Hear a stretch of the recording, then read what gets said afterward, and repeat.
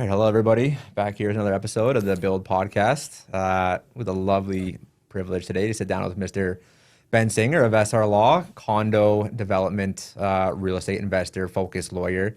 I think our big focus here today is going to be around condo corp structuring, especially on this missing middle, obviously with investors looking at it as a potential exit down the road. It's going to be great to kind of hear your opinion on when is this the best time to kind of get this set up? How should they go about structuring it? Obviously, we're not lawyers, so to be able to see from your end as something that you do every single day, and you're a pretty experienced lawyer as well too, been around for a fair amount of time. So great to have you on, and can't wait to hear your side from the legal perspective. Yeah, thanks for having me, guys. It's really an absolute pleasure, and I love talking about condo. I love talking about multiplexes and the missing middle housing space. So it's really a pleasure.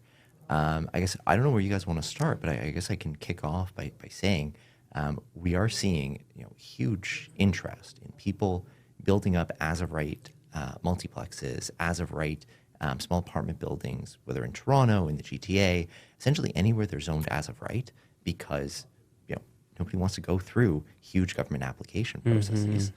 So huge interest in there, and where we really specialize in getting involved is in helping people figure out, is this an appropriate project to exit as condo? So essentially, instead of renting it out, to sell to individual unit owners. Is it the right project? And then helping them execute on that. This is really like a new concept. A lot of the times you'd have these big, massive buildings, they condo them off, sell them off out of necessity, I guess, of either, equity, capital, municipal and federal rule changes with increased density, right of way. We're seeing more mid-sized investors get pushed into this multiplex situation, and they're trying to find either viable exit strategies, how to acquire properly, how to make the numbers work in today's environment with higher interest rates and a ton of uncertainty. So, diving into, does the question make sense? You hear like an investor every now and again talking about, oh yeah, I'm going to condo those and sell those off, or like, is it unbelievably painful to do this? Like, what is the process with this? Like, when does it make sense, like financially? Like, yeah, I'm sure it's not just a solution you kind of slap on 10 years down the road and you're like, well, the market's more affordable today. Let's condomize everything and sell it all off. Yeah. So working backwards, Sure. slap on down the road, there are generally two issues with that. The first is provincially, you're looking at Residential Tenancies Act that gives renters who are in a building certain rights over the unit if it becomes a condo while they're in it. So they have a right of first refusal, and they have a right essentially never to leave. So it makes it a lot harder to condoize and sell to someone if the person you're selling to, you got to say, whoa, wait a minute, I got to go ask my tenant if it's okay that I sell it to you. And then you got to explain to them, hey, even if you bought this to live in, my tenant gets to stay as long as they want. You can't evict them. Currently, there's no rent control on new builds. So if you're doing a new build, it wouldn't be rent controlled. They can treat it as a sort of normal investment property. We'll see how long that lasts. I don't know how long we'll go without rent control in new buildings. So I think that's a risk factor to take strongly into account. So where I do think it's a very appropriate and potentially really profitable exit model is where you've got sites that are really desirable to families. Families that are looking for a neighborhood to live in 5+ years. That's you guys are math guys more so than I am. My back of the napkin math is if you're going to live in a property for less than 5 years, renting is probably the logical option. There are a lot of transaction costs that go into buying a property. If you're going to live longer than 5 years, you probably want to own. And when it comes to ownership within this multiplex missing middle space, you're really looking at condo. They're theoretically co-ops. They're theoretically co-ownership options. And they exist.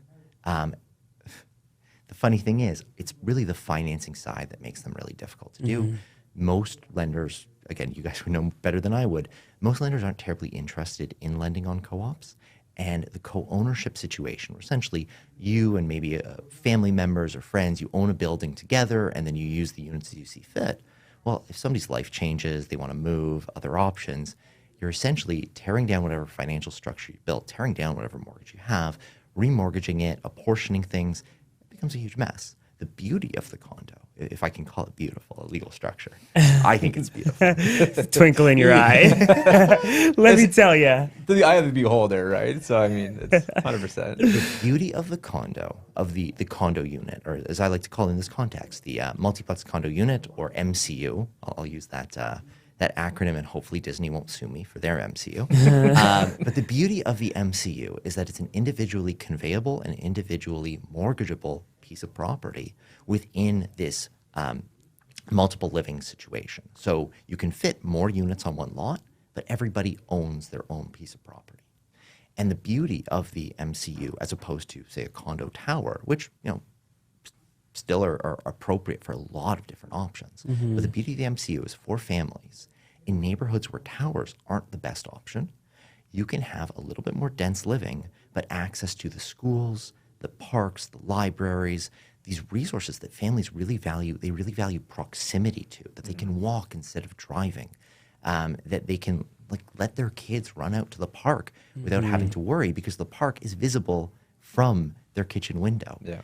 It's that sort of property where all of a sudden makes sense to build the multiplex, for sure, and instead of renting it out in shorter term bursts, really sort of turning it into a condo, turning it into an MCU, and letting families really experience ownership and lock into a neighborhood for that 10, 15, indefinite period of time where their kids are going to go to that school, go to that park, go to that library. Yeah. What a great concept. I mean, out of necessity too, like people not wanting to live downtown, or kind of like leaving that core, looking for something to raise their family in a city that doesn't have any more land, but the cost of living is so expensive that buying a house is so out of touch for most people.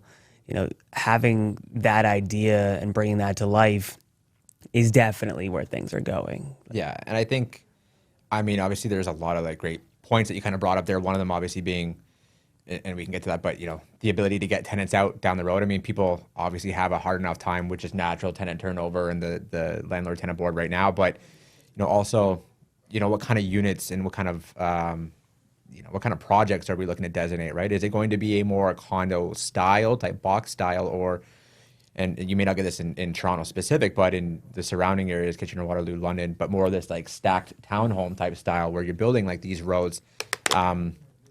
Obviously you want to be able to build something up front that's going to be more appealing to a family down the road, which means you're building at least probably a 2-bedroom, if not a 3-bedroom type property. But there's also some questions there as to how does that going to have an impact on your financing up front if you're looking to do this as a purpose-built rental property up front, and holding that less units does potentially mean less overall income if you're trying to get more of the 3-bedroom, 2-bedroom in there to be able to have that desirabilities for families on the road. That could mean you get slightly less leverage on your construction financing up front or your takeout financing up front. But again, depending on where you're going to be building that unit, definitely going to have to keep in mind, you're not building this as a cash flow type model. You have to be building for 10 years, 15 years down the road when you're going to be ready to sell this to a family. So you're not building for max cash flow, you're building for desirability down the road, and that's definitely going to change how you're constructing your project. Yeah, and I think that also, what you were just saying about the unit count, it also speaks to the trade-off between rental and condo. Because I think the as-of-right zoning requirements, they're essentially incentivizing these larger units on these projects. Because as long as your lot, regardless of the size of your lot, right? You got 25-foot lots, you got 40, 50-foot lots in the city of Toronto. Regardless of the size of your lot, your unit count permission is the same. So if you've got a huge lot, there's no incentive to build tiny units because you're just wasting space. So every incentive is to build the larger units, and those larger units that are more family appropriate, again, you're looking at a longer potential stay. So if you're looking at a longer potential stay, the economics for the end user can prefer ownership over rental. And if that's the case, if there's this, I guess, premium desire for people to live in neighborhoods, and I can bring a little personal anecdote. I don't know if the viewers at home can see, I wear a kippah, I'm Jewish, and part of our tradition is we want to live close to our synagogues. And in Toronto, our synagogues are thankfully in very desirable areas. It's extraordinarily difficult for young Jewish families to find a place near a synagogue that's walkable, that's nice to build up a family. This sort of product is the perfect option. Developers for heard it here increasing- first. Business model. Find the synagogues, build the fourplexes. I mean, that's the thing. On Saturday, I don't drive on Saturdays, so I have to be within walking distance of a synagogue. That's a very interesting There point, are yeah. a lot of families like mine that have the same thing, and I'm sure within other cultures, being walking distance to the church is just preferable. Even if you do drive, it's preferable to be closer to your community. Yeah. So I think the idea here is to find those resources that families really care about, that people who would want either bigger units or who don't want that downtown core lifestyle.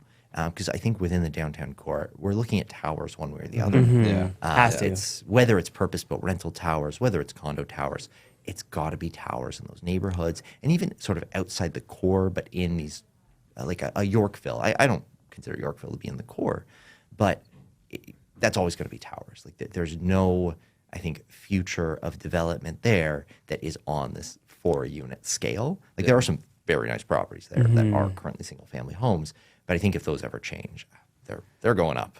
Yeah, and I think you take a look at who you're, again, when you're building these projects, you're looking 10 plus years down the road realistically.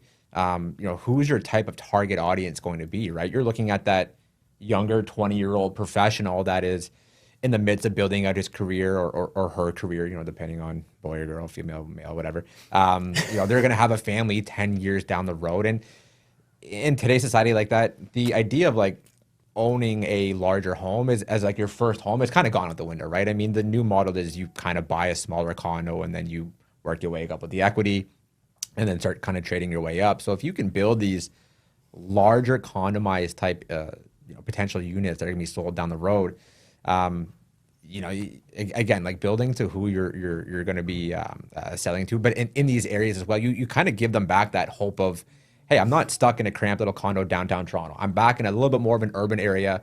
I'm around my kids' school. You give them more of that home feeling, right? You're able to kind of provide that to them instead of a box in the sky and I'm a 30-minute, train ride from wherever I want to go or trying to get to the schools and stuff like that, right? So you can kind of give them a little bit of that hope and that feeling of I'm in a home and not so much just a condo in the sky again. Are you seeing developers just build to sell? Are you seeing grassroots movements where developers are going into communities that are close to, let's say, synagogues, and they are saying, listen, pre-sales are impossible. Nobody's selling anything, but I got a great design. I got a location, from this community. Is there people interested in buying these and building them? It almost, in this market, you'd have to be connected with the community that you're building in. You would have to almost reverse engineer it where you're not an outside investor going in, you're an inside investor looking at the dynamic of the place and then finding people to build these homes for. Or is it just investors who are buying, condoing them and holding them long term? What are you seeing? So what we're seeing is sort of that earlier model Okay.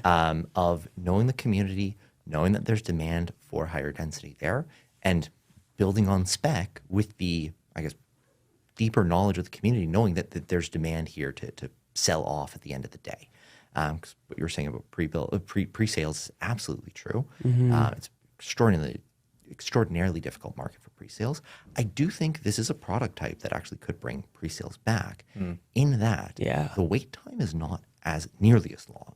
A big tower maybe can be developed at the quickest from sales, 3-4 years, but more realistically, we're looking at 5+, maybe even 7. You can bring one of these products to market theoretically within a year. I would never promise anyone that because that's too short. Your timeline to ownership is your timeline to build some of these towers. You're changing the game. And something like a lender could bite their teeth on. You got 4 units, you sell the 4 units, already pre-sold, we're good to go. You have the lot. A lender would bite all that on that all day, and you're looking at risk and leverage. I don't know, $4 million on a build. Maybe a little bit more. I'm doing a bunch of 4+1s right now. You're pushing 4. You could definitely create a product and move that type of real estate for the people who can afford it. Is the thing. You're probably still looking at $1 million, 1.2, 1.3 for each unit, roughly, in a good area. That's the thing. I think that's around the price point. The difference between those and the condo tower units is that your cost per buildable square foot is so much lower, right? You're doing wood frame construction. You're not, having to employ all the levels of trades. You're in Part 9 construction, not Part 3. And when you're in Part 9, your soft costs on the build are much lower too. There's just less regulatory oversight. So fundamentally, for the same price, you're getting a better family-oriented product for most families. And I have to caveat this with, there are friends of our community. I'm thinking of Nema Blonder in particular, who absolutely loves family-oriented tower living. And that's amazing for her. I think she might be a minority of families, and that most families in Toronto do want to be a lot more ground-oriented, and maybe a little bit more, not even necessarily suburban, out there where everything's accessible by driving, but in a less, surrounded by tower environment.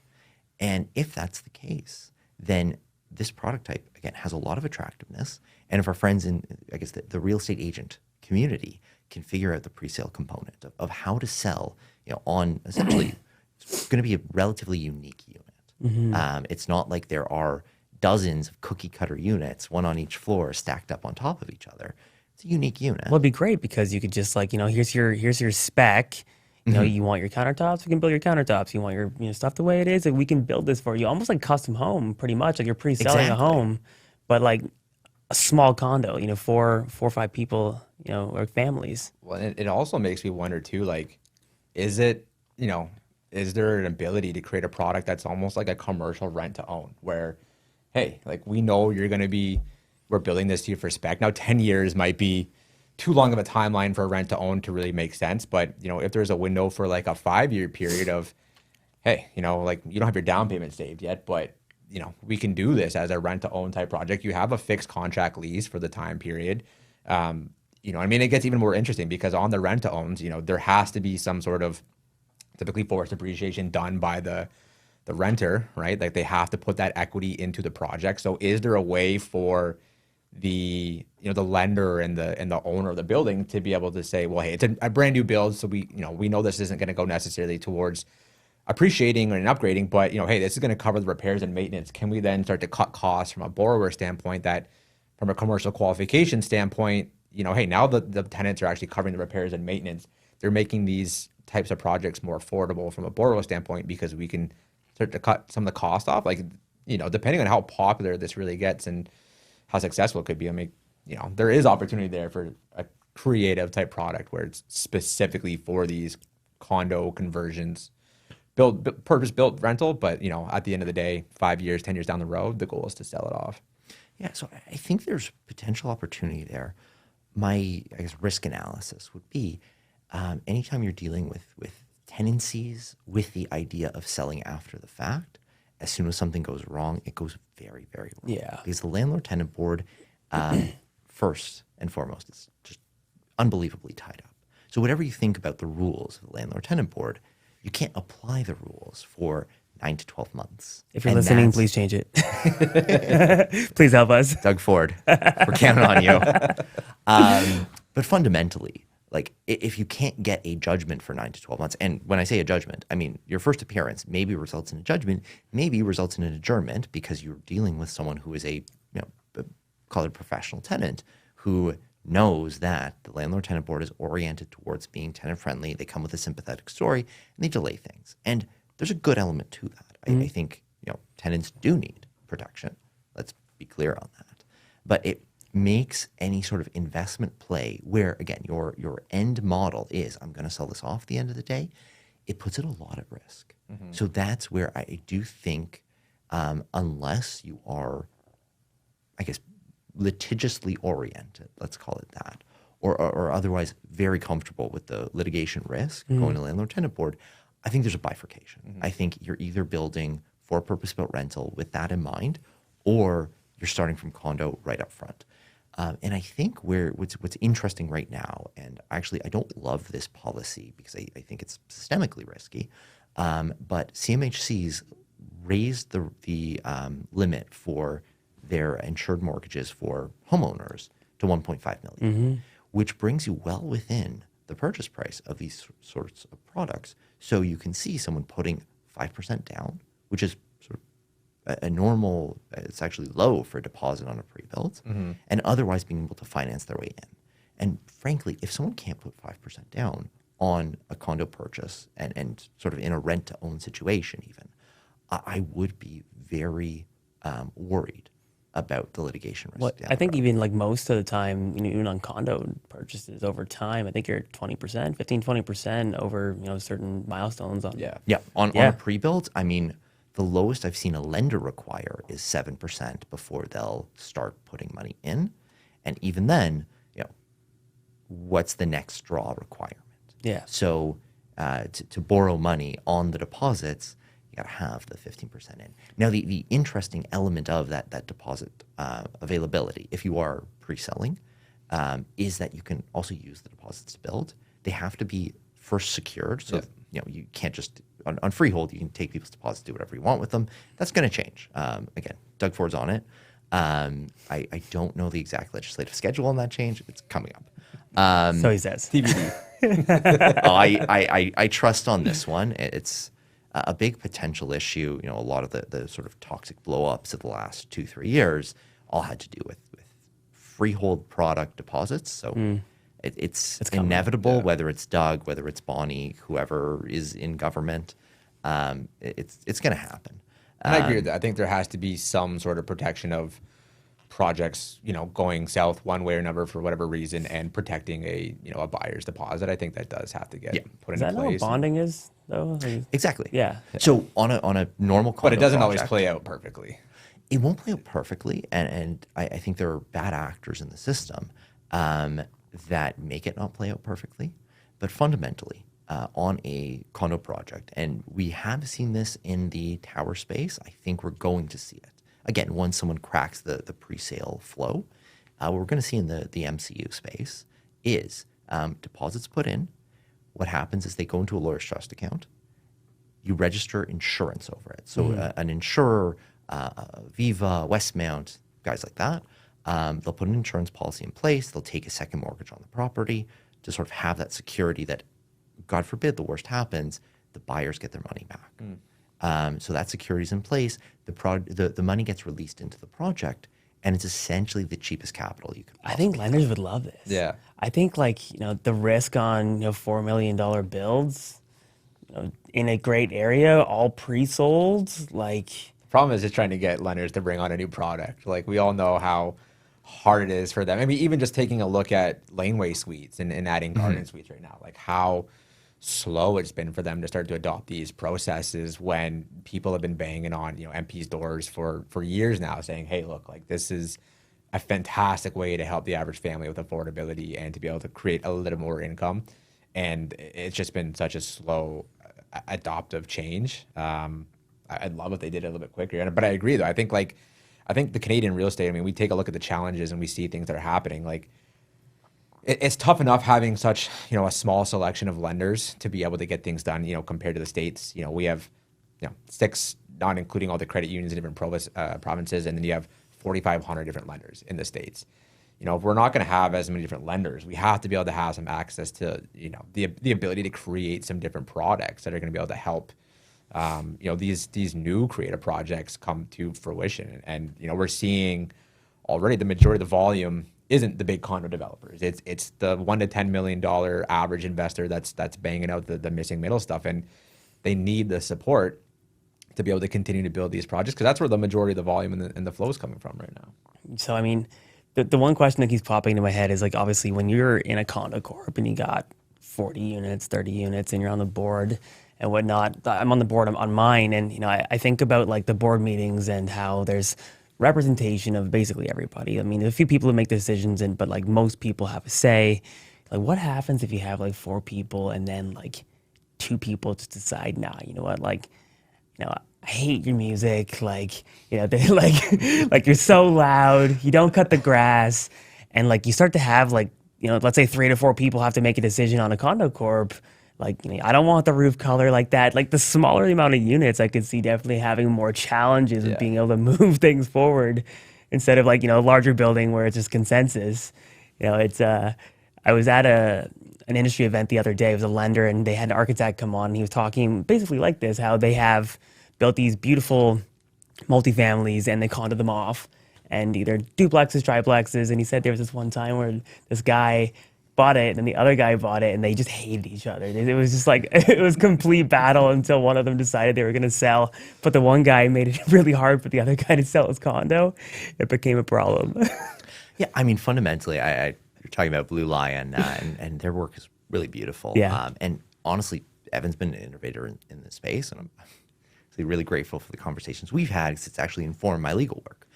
But the truth is, any neighbors can be a problem. I've got a friend, single family home, neighborhood, and just the harassment from their neighbor is making it impossible to sell their home because this person, anytime they have a showing, this person will come out and yell obscenities. So you got to be able to sue. Like, I love a little bit about like the states for that. Yeah, like, at least you can sue anyone for anything. Like, there's got to be something there. Tortious interference with contract. You can make up 6 different torts. But the point, I guess the point being, any sort of neighborhood is going to have problems because some people are just not nice people. Yeah. That happens. In this context, I've got sort of a few ideas on management. The first is I do think employing a property manager, at least for the first couple of years of operation, is pretty crucial. The reason being, first, someone's got to manage the bank accounts, set them up and manage them. Someone's got to manage the corporate books. Someone's got to sort of figure out the logistics of what's realistic on things like grass cutting and snow clearance. Because when you, I guess, hand off as a developer to owners, and especially if you, God willing, you've sold everything. So you're not really involved anymore. And they're just figuring it out on their own. It may not be the best experience for them. And when the next project is coming up for sale and people come to ask, did you have a good experience buying from this developer? They're going to say no. Yeah. So I think you want them to have that good handoff experience, that good transition experience.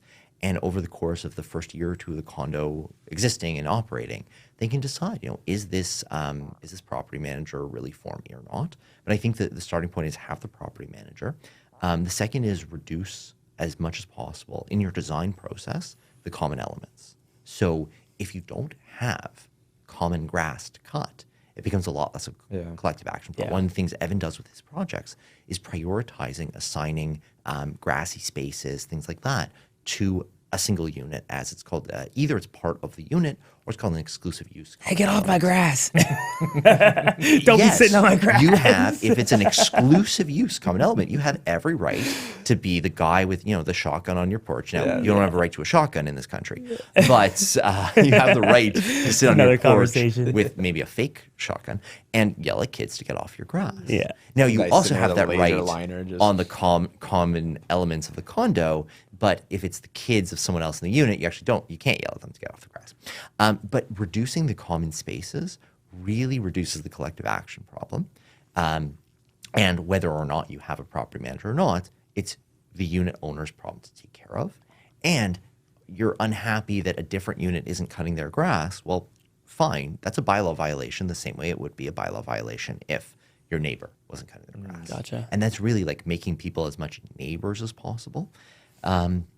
And I think otherwise, just the design stuff, like knowing that there are potential noise complaints and maybe over-engineering the sound transmission. Because again, really your first few projects are going to dictate whether you're a long-term contender in this space.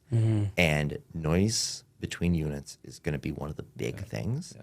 And so over-engineering that to make sure that people are having as much of a single family experience as possible in this multi-unit living, I think is going to be a priority to making them ambassadors for your next sale. Are you seeing anybody who's dominating the space right now? Like anyone who's like really just light years ahead of where everybody else is? And like, what are they building? Like, is it really modern, beautiful stuff? Is it like, where is it? What is it? So, I mean, Evan is the dominant player in the space.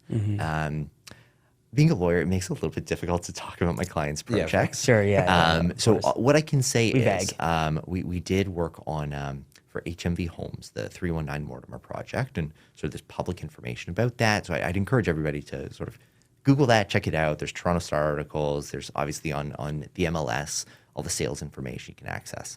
But I think that the key point here is it's such a limited idea. Like Evan's been doing this, I think, for a decade. Long time. And a few people have followed him, but there is no dominant player. There is no one person who's buying up hundreds or thousands of lots and doing this. And I think there shouldn't be. The product type doesn't lend itself well to massive scale because, and I think every real estate investor, if they haven't internalized this, they have to. Every single piece of land you buy is its own headache. And it's a beautiful headache, don't get me wrong, but it's a headache. And it's a parcel of rights and responsibilities that you have to wrap your head around. And every site has different issues. Some will have environmental contamination that needs to be dealt with, some don't. Some will have weird easements crossing over that, whatever you can build as of right doesn't matter because, the hydro authority has an easement over the land and you're screwed if you want to build above 6 meters. Like every project has its own unique stuff. So if you're talking about doing a lot of projects, the way I see this market evolving is not 1 or 2 or 5 big players.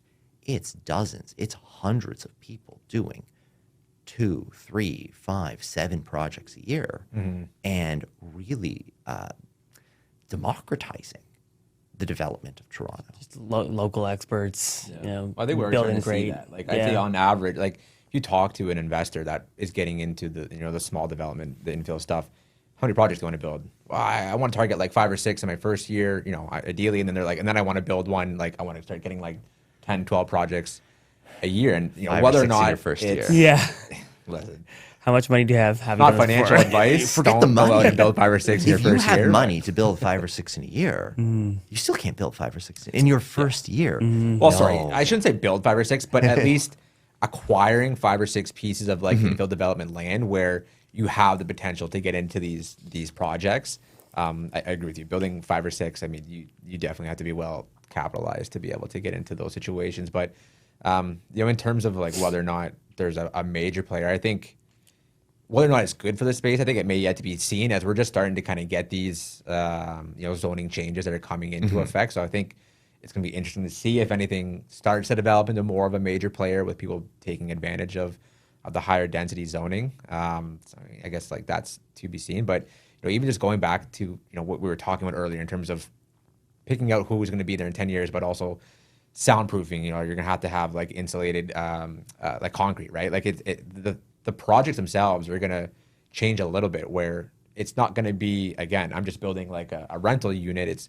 I need to be able to specifically create a unit that's going to attract a family that's going to want to live there. The soundproofing, how they're going to structure shared or non-shared, like common areas. Like it is going to create its own little asset class on its own, I think, as it starts to get more popularized and we start to see more of these projects come to fruition. But I think another thing too is, from your perspective, like obviously it's not just as easy as, hey, I'm setting up a corporation, I pay my $500 online, I get, some articles and stuff like that.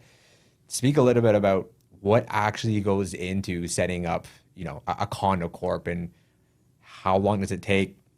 Rough kind of cost, obviously, is going to depend on the size and the scale, but, what is to be expected for these investors in terms of, what that's going to take and how long it's going to take for it to get structured? Yeah. So the first thing that any investor looking into this needs to keep in mind is if you're doing new build and selling to end unit owners, you got to be registered with the Home Construction Regulatory Authority and Tenant. So your first step is going to HCRA. It's making sure that you hit all their qualifications for registration. And if you don't, partnering up with somebody who does, registering as a builder and a vendor. You can separate those two out, but generally, I think in this space, and you've got to be super efficient. So I think you do want to qualify as both a vendor and a builder so that you don't have to employ a separate builder and sort of siphon off some of the profit into somebody else's pocket. You will register with HCRA as sort of your own entity, and then you'll go to Terrian, and Terrian goes project by project, And essentially, you're seeking Terrian's confirmation that at the end of the day, they're going to be warranting the property and the individual units. So you run by them, hey, I want to build fourplex. HCRA is already approved that I'm the kind of guy who can build this.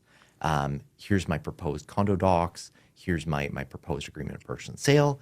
Let me go build. And as long as they say, check mark, you're good to go, you can go sell units. And when I say, let me go build, I do want to caveat that with some people have decided in the middle of their process, like technically, especially on the bigger projects, you're supposed to go to Terrian well before you put shovels in the ground. That's both from the legal perspective, but also the practical one of before you put shovels in the ground, you need your deposits. Before you get your deposits, you need to be qualified for enrollment with Terrian. Have to do that. On projects that sort of people are deciding, okay, I was going to do this purpose-built rental. I'm seeing as I get closer to completion, rents aren't so supportive, but purchase prices are. So you want to flip over? You can. You just have to go back, make sure you're HCRA registered. I think a lot of builders, even if they're building purpose-built rental, they are going through the HCRA process already. So that's where you send the project to Terrian and get their okay. So the registration portion is crucial. It doesn't apply where you are converting. So you do, if you've built and you've already rented out, as long as it's been sort of a used property for a certain number of years, and Terrian, I don't think publishes that certain number of years, so Right, you want to be careful on that. Because essentially, they don't want people renting out for a month just to avoid. So you hit the other rental issues of residential tenancy stuff, as well as the city's conversion policies. Toronto is pretty strict on converting from rental into condo units, essentially for the reason that they want to keep purpose-built rental units online. So you got to go through City of Toronto process as well as sort of taking into account the risk of sort of the rental rights that get accrued on that conversion.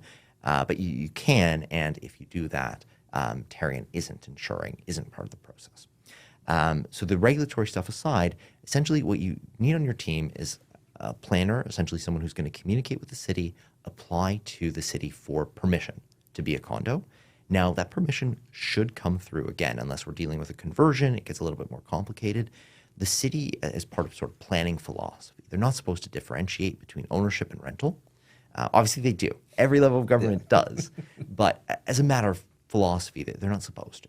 So they may throw some conditions your way, extra environmental stuff, energy regulation stuff. You didn't think through the utility plan, but fundamentally, they are generally going to say if it can pull permits to do a purpose-built rental, generally speaking, you can get a condo built there or a condo registered over what you pull permits for. But you do, I think, want to work with a planner both to confirm that what I said is actually true. How long does that take?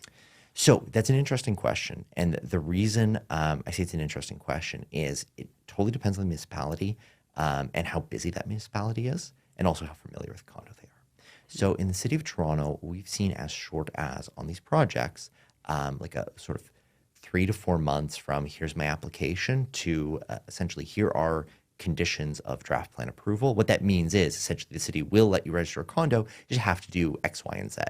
And on these projects, what we're seeing is there isn't a lot of X, Y, and Z to do. There's pay your taxes. There's show us the actual final declaration. Make sure all like the necessary checks are checked off, and you're good to go. So we're seeing sort of shorter timeframes, especially in the city of Toronto. You'll see longer timeframes outside of the core where people are just generally less familiar with condo to begin with. So even on bigger projects outside of the core, the condo review timeline is a lot longer. These are dealing with planners, city planners who don't know the space as well. They're used to dealing with subdivisions. So the considerations of condo, it just takes them a little bit longer to wrap their heads around. But fundamentally, and I think one of the important points of potentially starting the process earlier is that if you're doing this condo application while construction is ongoing, the time gap is a lot less relevant than if you start the condo application after the thing is built. So I just want to go through just very quickly the team. So you need a planner, you need a lawyer. Lawyers are going to be responsible for your sales documents, for your actual condo declaration, and the disclosure documentation that has to go on any new sale. Your lawyer has to be familiar with condo stuff. So that's something. Sounds like it. Obviously, look, it's something our firm does. There are a lot of firms out there that do condominium documents. There aren't a lot of firms that are interested at the small scale because generally the economics for us will be totally transparent. Sure. Generally on the towers, you underprice on the initial documents and then make up the difference at the end of the day when the unit sales happen. So that makes a lot of sense when they're 200 unit sales. It makes a lot less sense when they're 4. Mm-hmm. So it is something where sort of we like the space ideologically. I think we need more ownership options for Absolutely. people. So look, as long as we're still making money, like we're not losing money on the projects, I'm going to do them. They're not going to be the most profitable for us. Fine, I'll live with that because I want a city where like my daughters are 2.5 and 6 months.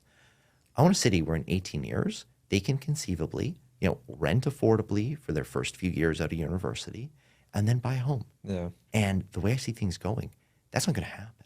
So I got to be part of the solution, not part of the problem. Because I guess economically speaking, I'm making that investment now so that, down the road when I'm 65, I don't have to take out the second mortgage to help them buy the house. So I guess I am making money if you take that sort of perspective. Kind of like throwing dart, like a if you were to throw like a really specific number, like what does it cost? Like from a building perspective, like obviously people do larger scale because there's more money involved. From like a cost per unit for a developer, just to give someone an idea, like what would it cost to create one of these things? So I think your overall cost, the two biggest variables here are going to be your experience level. Yep.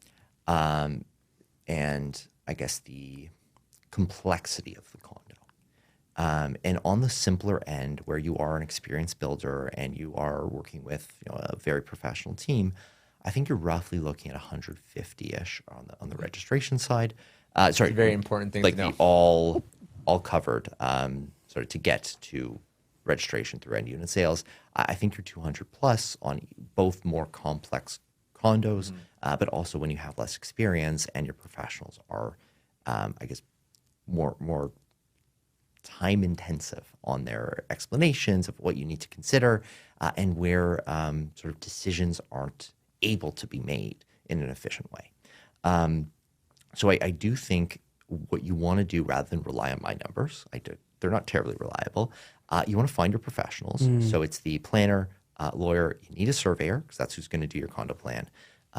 I'm of the opinion that you need a property manager at the outset, not just because that's good for the end unit buyers, but also as a developer, you end up responsible for the first year budget. And what you don't want is this big bill at the end of the day, you didn't build it into your pro forma because you didn't give people an accurate picture of what they're paying at the end of the day. So you do want the property manager both as like an initial consultant to help you figure out what sort of ongoing condo budget is going to look like. And then also I think to transition people into condo living, you gotta have a realtor that can know this product space. And I think ideally it's the same realtor who's helping you acquire the site as is helping you do end sales because you want someone with super local knowledge who knows the community there and knows how to convince people that in addition to their mortgage and their property taxes, a condo fee is the right idea. And the one thing I want to throw out there for the realtors out there, the condo fee on these projects usually has no amenities, right? There's no pool to upkeep. There could be. You could have instead of doing like the unit in the back, do a pool, like God bless. But usually there isn't going to be one. What I think people have to really take into account is that the biggest component is the reserve fund. Yeah. And the reserve fund is your savings for home repairs. That's what it is. Now it's the common element repairs. It's the roof, it's the walls, it's the foundation. It's not your individual unit, but it's the savings that if you're buying a single family home, the responsible thing is to do that anyways, right? Predictably your roof's got a 20 to 30 year lifespan. You probably should be putting a few dollars away every year, sort of predictably, to know that when that roof fails, or before that roof fails, ideally, you're able to replace it. You got the finances aside, and it's not this big hit to the family budget. So condo ownership almost forces you into that position. It's something that So lenders look at. I mean, like from a financing perspective, you're buying a condo, especially in a big town. I mean, there are condominium companies that are blacklisted from certain lenders because the reserve funds, like it's not operated well enough. And I mean, it'll be interesting to see how lenders look at the smaller ones on a smaller scale. And maybe there's some different policies and stuff to that. But I mean, that's a great point because your reserve fund is definitely something that a lender is going to look for. They're going to want to see the condo docs. They're going to want to see the reserve fund. Like, what's the budget? Like, these are all things that the lender is going to ask for when that, that borrower goes to end up buying out your unit. So, setting that up and being aware of, hey, again, additional things that I need to think of and make sure that are in line with, my exit as it being a condo sale, having that budget, putting money away, having that set aside, having the right corporate ownership.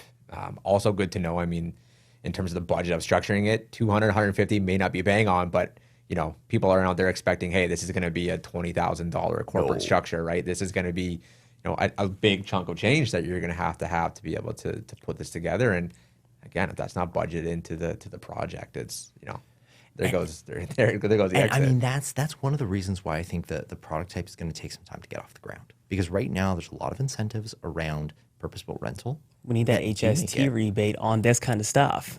I mean, that would be a huge thing. And I know federally, Polyev is talking about sort of the $1 million price point being the cutoff. Yeah. I think, there just shouldn't be a cutoff. That's, if he wants my policy advice, the idea if you're listening, we're doing essentially, like, look, I love Pigouvian taxes. I'm going to go on the record. I think a tax that discourages bad things is a good idea because either it stops the bad thing from happening or you have money to pay the collective action price of that bad thing. Smoking, great example. Sure. Housing is wonderful. Letting people have a place to live is a wonderful, beautiful thing that should be celebrated. And the idea that between development charges, HST, whatever other fees governments can throw in there, that we're discouraging it is crazy. Yeah. It's really like, and I just think we need to get things on track. And a huge part of that is housing, regardless of the size, in part because of the filtering effect, in part because everybody's being affected by the housing crisis. We just got to get rid of like the easy things to do. Get rid of the taxation on the marginal cost of construction. And look, realty taxes still exist, right? Every unit you bring online is new revenue for the city. Every single unit is going to start paying taxes as soon as they enter. It's a huge part of real estate ownership. So from the city's perspective, like encouraging this building, from the federal government's perspective, less money to transfer to the cities if you bring more units online, and those people form sort of a more stable tax base than depending on transactions having to happen. Well, we just had that win in Hamilton too, where I mean, we almost saw double land transfer tax, like similar to Toronto, which is just crazy. That was even a thought in today's society, where the focus is on the cost and reducing taxes, making things more affordable. I mean, that was a complete step in the other direction. So I mean, it's definitely good that we dodged that bullet. So what a great concept though. Like moving into 2025. Solutions are going to be needed to fix the challenges and the issues that we're in right now. Having different alternative ideas as to how to create good housing, as you said, helps solve the problem that we're in. And I hope that more people and developers who are listening to this and mid-sized investors start to think about this logically. And obviously the numbers are the numbers. We're going to have to figure out, does it make sense from a cost perspective and profit perspective to put your capital, time, and effort into building these things? But I would hope that in not too distant future, we start to see communities like this.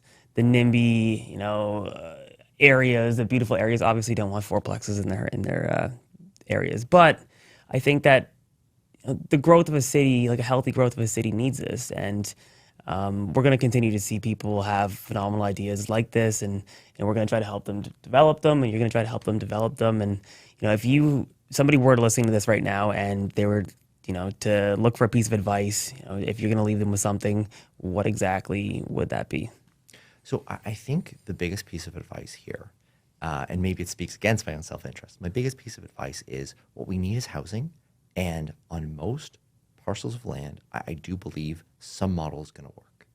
Where I think developers need to be the most careful is taking into consideration all possible options, modeling them out, and doing the one, not the one that you like the most, but the one that is going to be the safest return.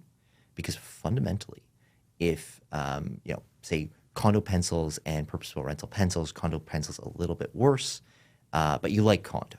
You do that project, things don't go well, and you're not building more projects.